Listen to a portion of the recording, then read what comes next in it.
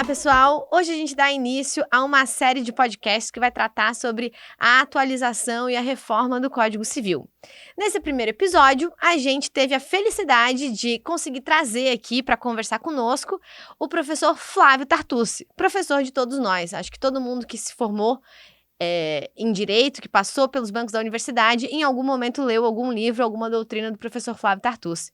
Então, hoje a gente inicia esse projeto, inicia esse diálogo, ouvindo um pouco do atual relator dessa reforma, que é o professor Flávio Tartucci, e vai conversar aqui conosco um pouquinho sobre os bastidores da reforma do Código Civil. É uma honra tê-lo aqui, é uma honra recebê-lo aqui na UAB, recebê-lo no nosso estúdio, que foi inaugurado recentemente pela UAB de Santa Catarina. Então, acho que receber o senhor aqui nesse estúdio, um nome de tamanha magnitude, faz com que a gente comece a utilizar esse espaço com chave de ouro.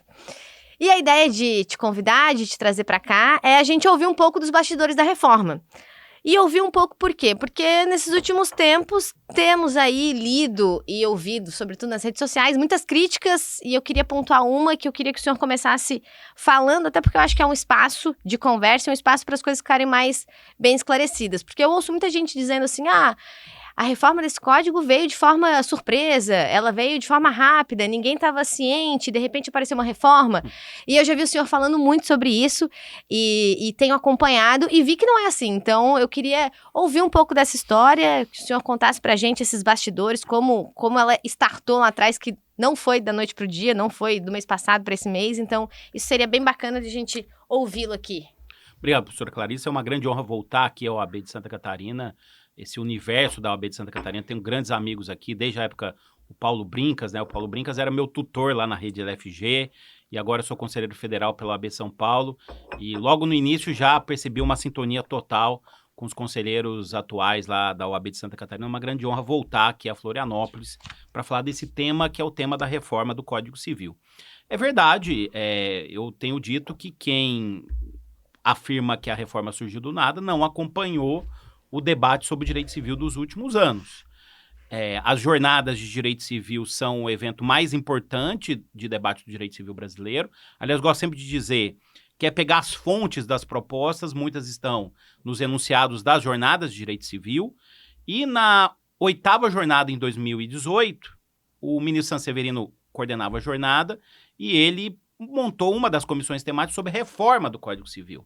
Foram feitas propostas e aprovação de algumas delas, e eu acho e tenho dito que se não fosse a pandemia, talvez a reforma teria surgido antes, né? Nós tivemos o grande desafio de adaptação do direito civil à pandemia, inclusive uma lei, né, a lei URJET, a lei do regime jurídico emergencial transitório em matéria de direito privado. Eu tive a honra de ter participado da elaboração dessa lei sob a liderança do professor Otávio Luiz Rodrigues Júnior.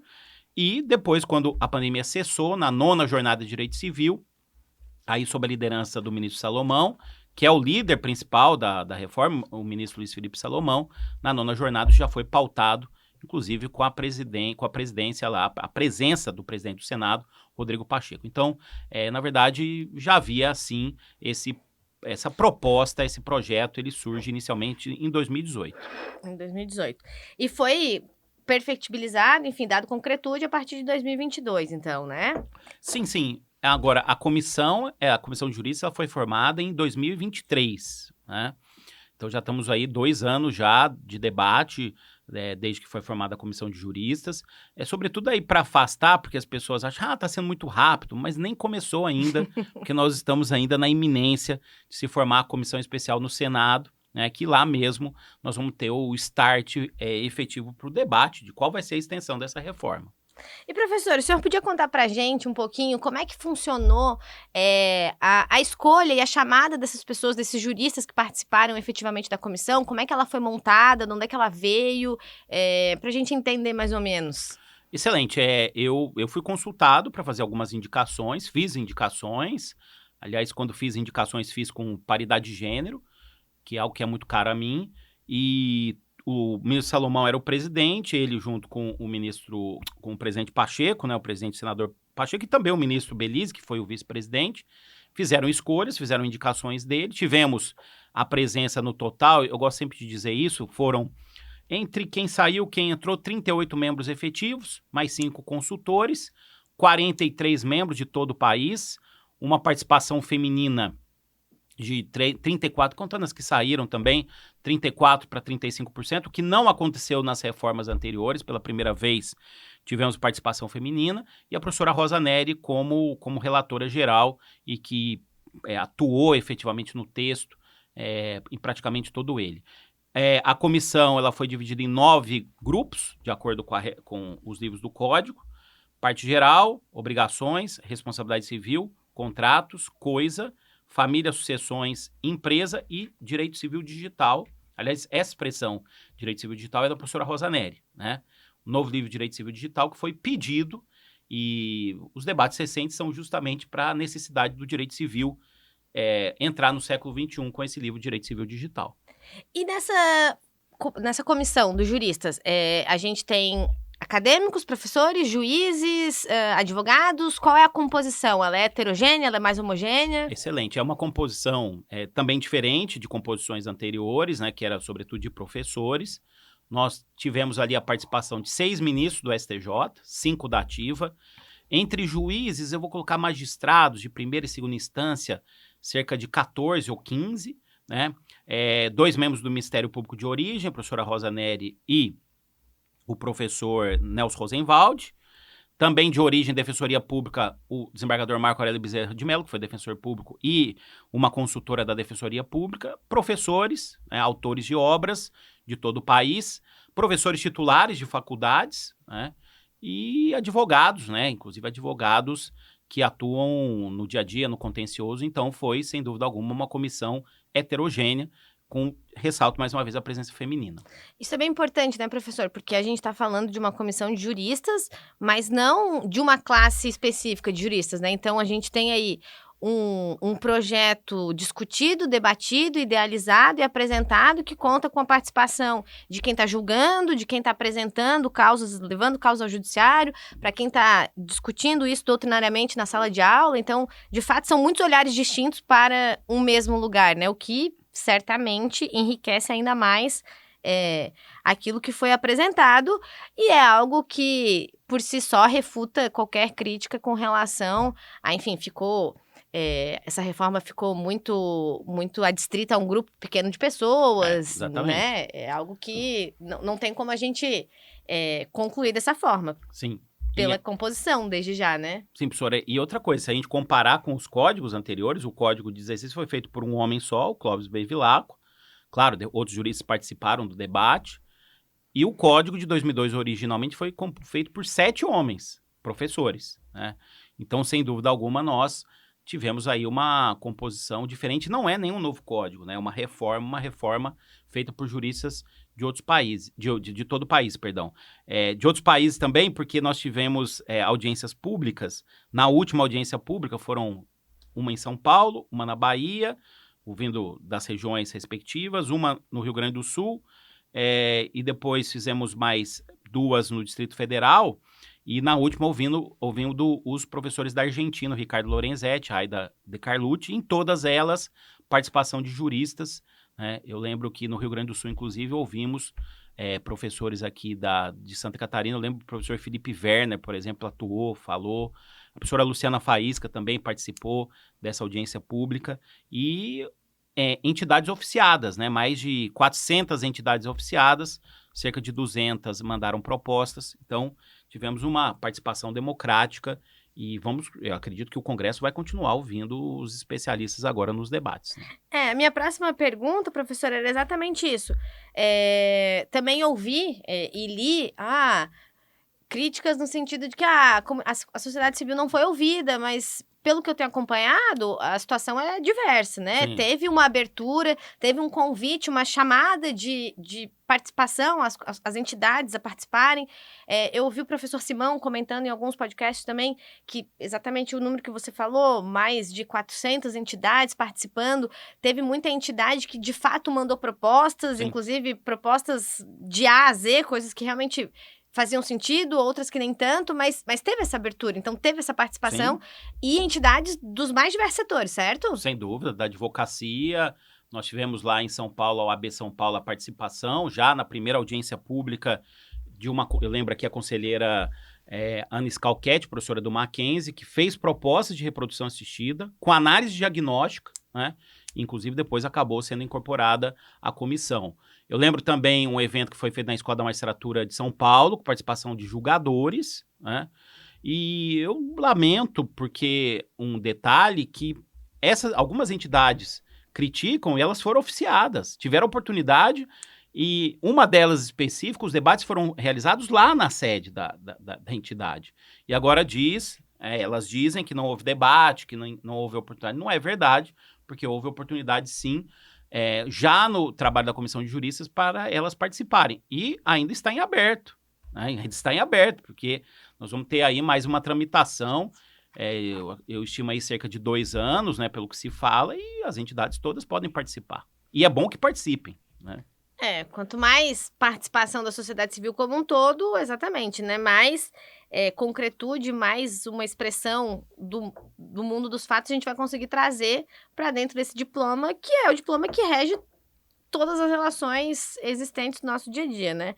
Não é puxar sardinha para brasa do Código Civil, mas de fato Sim. O diploma mais importante que a gente tem no ordenamento jurídico, seja do Brasil, enfim, seja de qualquer... De cada país, sim.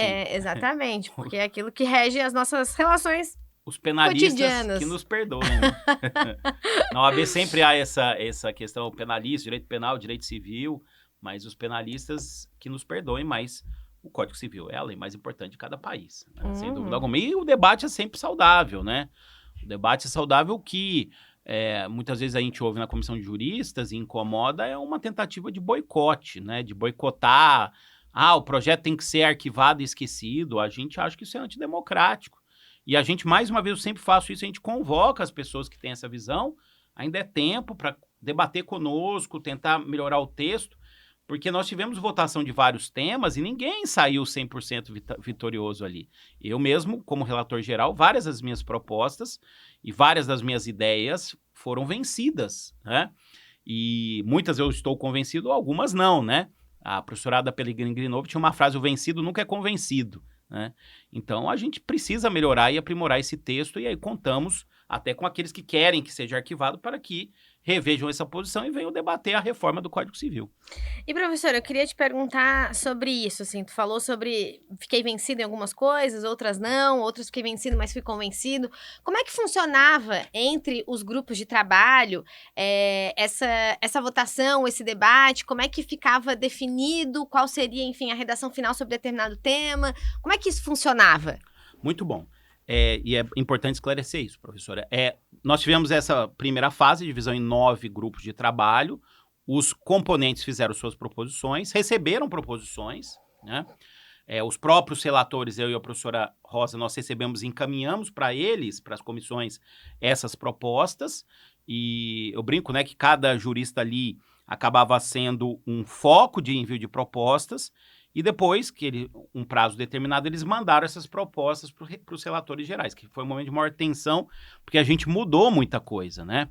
E a partir dessas mudanças, porque a gente teve uma votação entre 1º a 5 de abril de 2024 no Congresso Nacional, a gente teve consenso, emendas de consenso, debates, discussões, né? E realmente, né, foi muito intenso, mas todos os temas passaram por análise, né? Todos os temas a gente analisou, estressou, discutiu. Eu tive, por exemplo, concessões em matéria de responsabilidade civil, em empresa, citando aqui as 2 áreas que pessoalmente eu acabei fazendo maiores concessões, né, que foram responsabilidade civil e direito de empresa. Direito dos animais também, no primeiro momento eu achava que não deveria estar tratado no código, fui convencido que sim, né? Então, isso é fruto da democracia, né?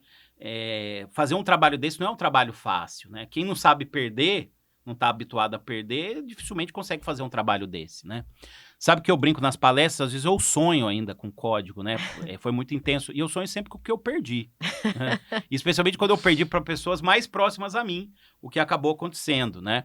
Mas vou citar um exemplo mais efetivo, mais concreto, né? Contratos empresariais, né? esse é um tema que sempre gerou confrontação entre os comercialistas e os civilistas. Inclusive aquela proposta do Código Comercial.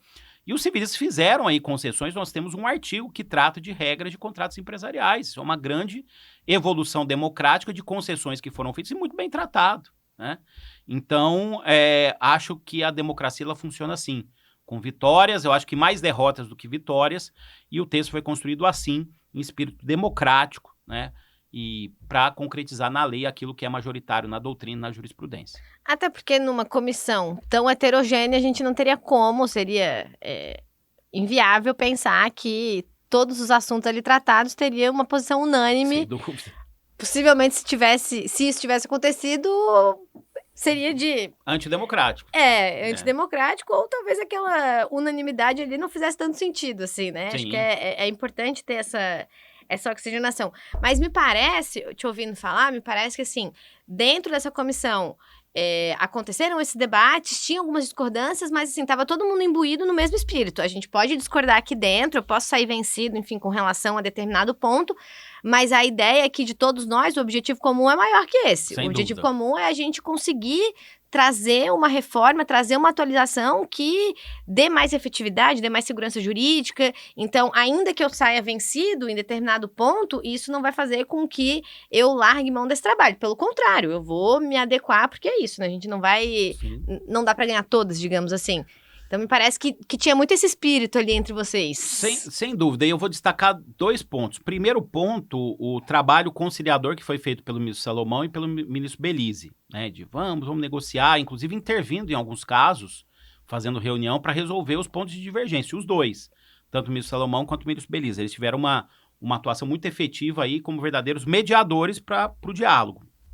E segundo...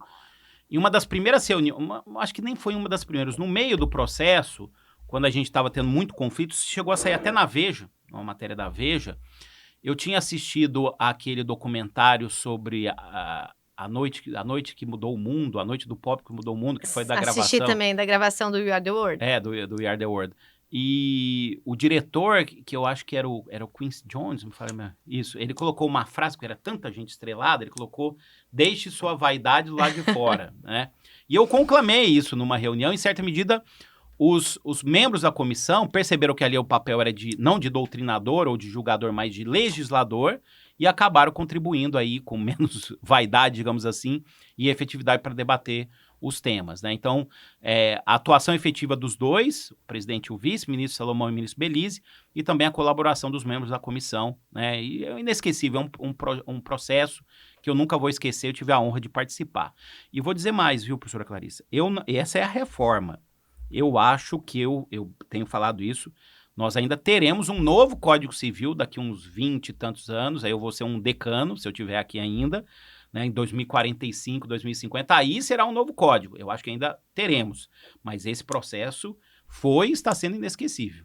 Eu ia perguntar para o senhor agora exatamente isso. Qual é a sensação? Porque, na verdade, é um momento histórico. Sim. Pode não ser aprovado, enfim, mas é algo que está acontecendo agora, e talvez daqui a alguns anos, né, alguns bons anos aconteça de novo, sim, mas é um momento histórico. E como é que é participar disso efetivamente? Estar à frente, discutindo, enfim, liderando uma grande parte de juristas? Eu não sei, eu acho que só vou conseguir dimensionar depois que passar, né?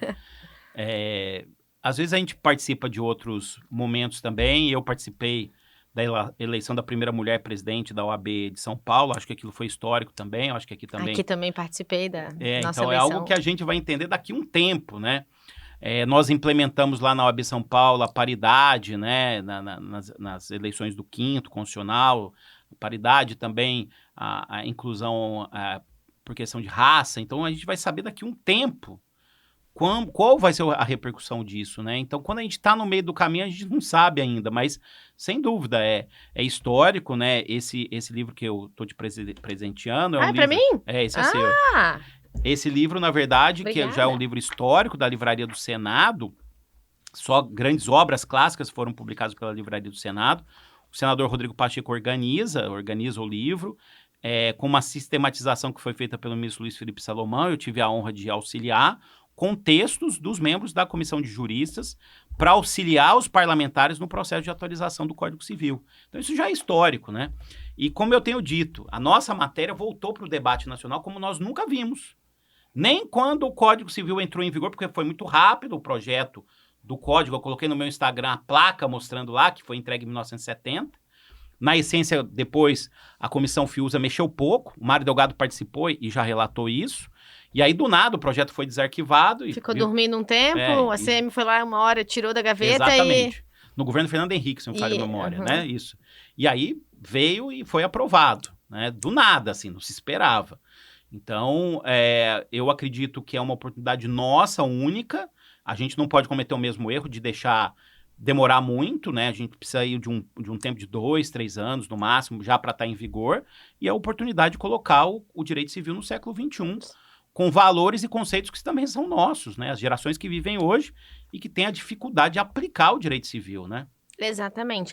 Sobre esse ponto que o senhor falou agora, a questão tempo, né? A gente ouve as pessoas falarem que precisa de mais tempo, mas eu particularmente fico pensando, o Código Civil, ok, o atual que está em vigor, começou a ser gestado no final da década de 70, 60, ou seja, foi uma gestação longa, 40 anos, basicamente, e quando ele nasceu, ele já nasceu velho, digamos assim, né, já nasceu um pouco velho, e pensando, transportando esse mesmo processo para hoje em dia. A gente não tem mais esse tempo, né? Não. Hoje em dia, a transformação, a nossa sociedade hoje é absolutamente distinta do começo dos anos 2000. E hoje a gente não comporta mais isso, né? O que em 2022 era super de ponta, hoje já é antiquado, já é obsoleto. Então, DVD. Exatamente. E os próprios smartphones, aplicativos, né, que viram febre e de repente já não fazem mais sentido. Então, é algo que a gente também tem que se preocupar, porque a gente não dá para imprimir um tempo muito lento, porque senão a gente vai estar sempre atrás. Claro que isso não quer dizer que todo processo legislativo tem que ser assodado de forma alguma, mas a gente também precisa começar, talvez, a refletir na necessidade de andarmos mais rápido, porque as transformações são muito rápidas hoje em dia, né? Eu acho que eu sou de uma geração um pouco mais nova que o senhor, mas muita coisa do final da minha faculdade ou do começo da minha profissão, hoje em dia não faz mais sentido. Hoje em dia os meus estagiários não precisam mais ir ao fórum, nunca foram ao fórum. A gente teve que ir lá ao fórum, tinha que falar com o servidor e tudo mais. Cadê então o processo? Está na conclusão. CLS, o que é CLS? Conclusão, isso não existe mais. Exatamente. Hoje os estudantes nunca viram o processo físico, possivelmente, nunca assinaram o livro de carga, certo? Sim. Então, assim, procedimento de restauração dos autos é algo atualmente... Exatamente. Então, a questão tempo é realmente muito relativo, né? Porque se for pra gente exigir uma tramitação, uma discussão, o que o senhor falou, a gente vai sempre estressar, mas quando a gente estressou um ponto, ele já tá obsoleto. A gente não vai mais fazer muito sentido. Deixa eu até fazer um comentário. Um tema que a gente precisa regulamentar com urgência, porque está em norma do CNJ, né? Era o provimento 100, depois incorporado ao Código Nacional de Normas, é a questão do e-notariado, as escrituras digitais, que assim como os fóruns hoje estão vazios, e eu acho que talvez até as estruturas serão diminuídas, eu acredito, os cartórios também, porque daqui a pouco ninguém vai falar escritura e registro, vai falar e-notariado e SERP, né? E isso não está regulamentado em lei. Então a gente pega essa regulamentação do e-notariado do CNJ e traz para o Código Civil. E na norma do e-notariado, é por isso que eu sou favorável a ter conceitos mais abertos nessa matéria digital, e é o que é adotado pelo projeto. Há menção ao Skype, e o Skype foi descontinuado. Só que quando a gente mandou o projeto, ainda existiu o Skype, e as pessoas faziam videoconferência digital por Skype, né? Então, melhor nem mencionar só o aplicativo, né? Mas como a gente fez essa transposição, mencionou o Skype, então isso já tem que ser reparado. Agora, eu ouço as pessoas, não tem que tratar direito digital porque a tecnologia muda muito. Não, a gente tem que tratar o mínimo. E é o que a gente procurou fazer, né? Com conceitos abertos, princípios que são princípios aplicáveis para a área.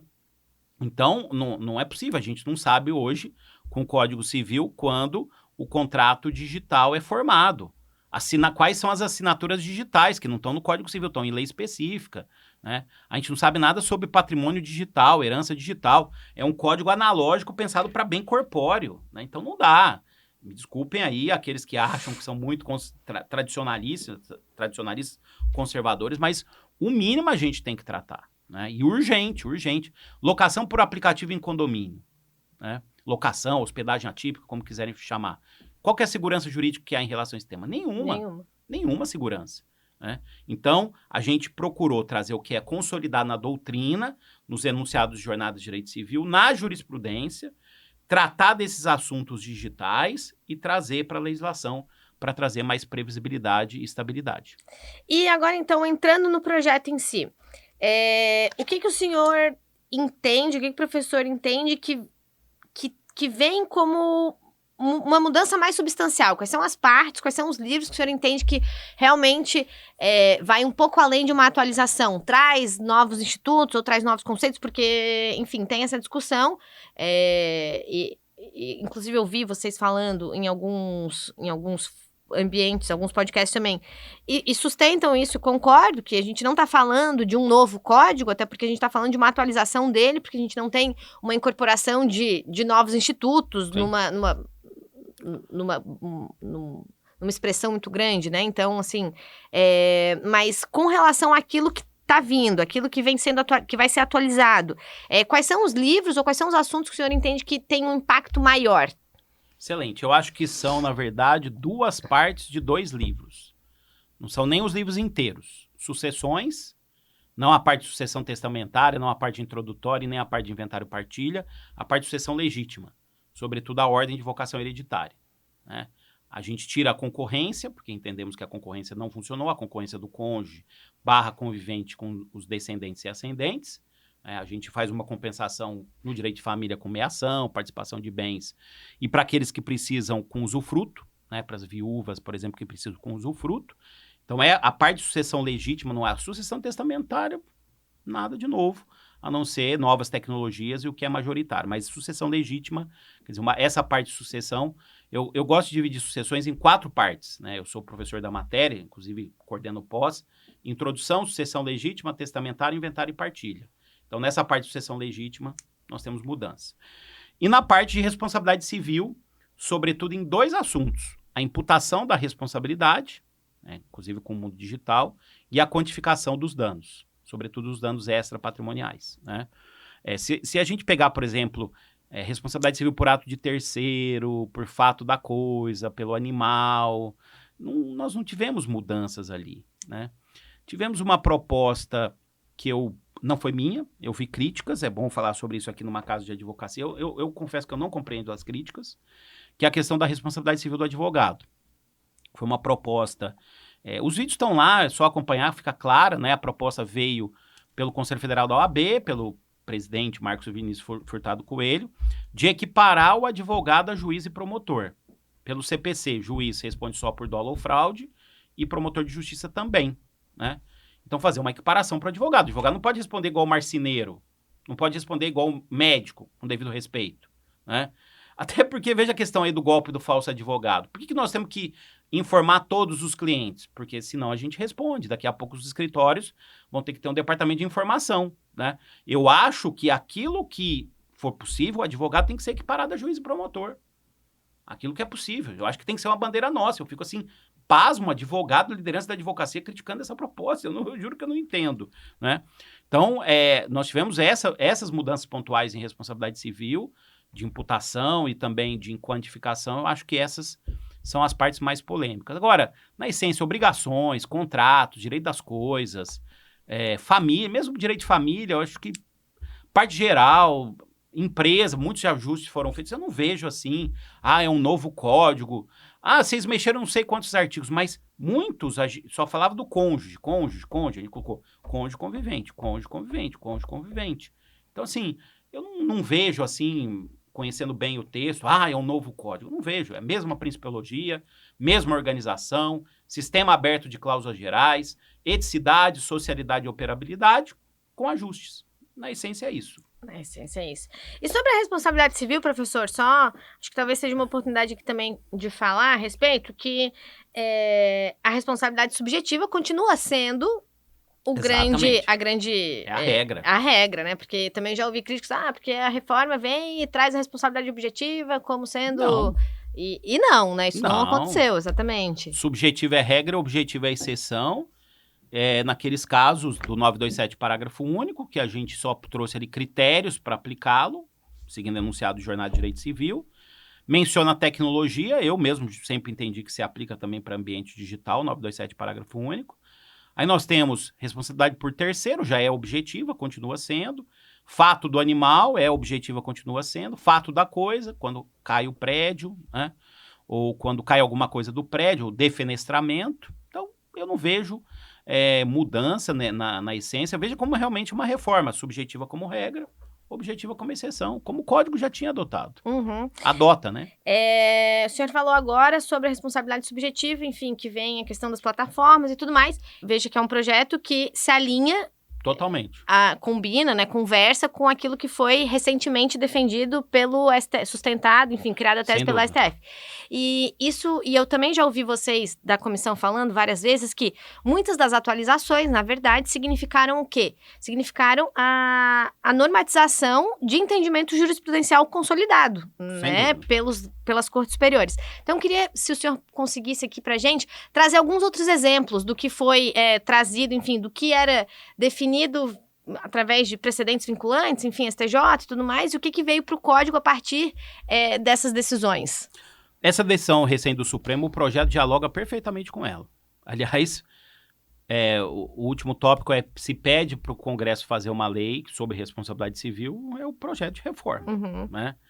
E não se adota responsabilidade objetiva para as plataformas, é subjetiva. A gente não fala da notificação extrajudicial, porque já era jurisprudência do STJ antes, mas isso pode ser incluído no texto. Não há nenhum problema, o texto com certeza vai passar aí por reparos. Mas eu vou citar 2 exemplos.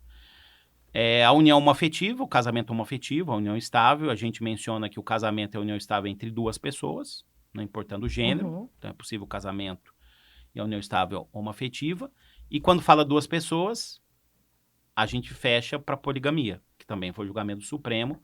A gente fecha para trisal, a gente fecha para união paralela, né? A gente adota o entendimento majoritário. Um outro exemplo, e eu acho que aí a gente continuou o caminho do Supremo.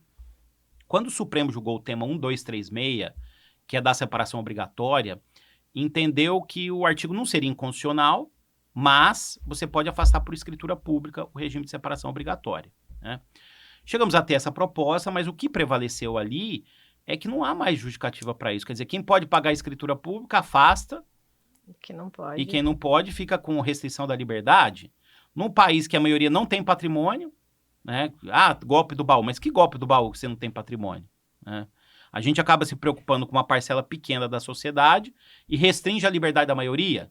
Então, aí nós não seguimos a literalidade da decisão, mas a gente foi um pouco além. A gente entendeu que deveria ser retirado do sistema a separação obrigatória de todos os casos, né?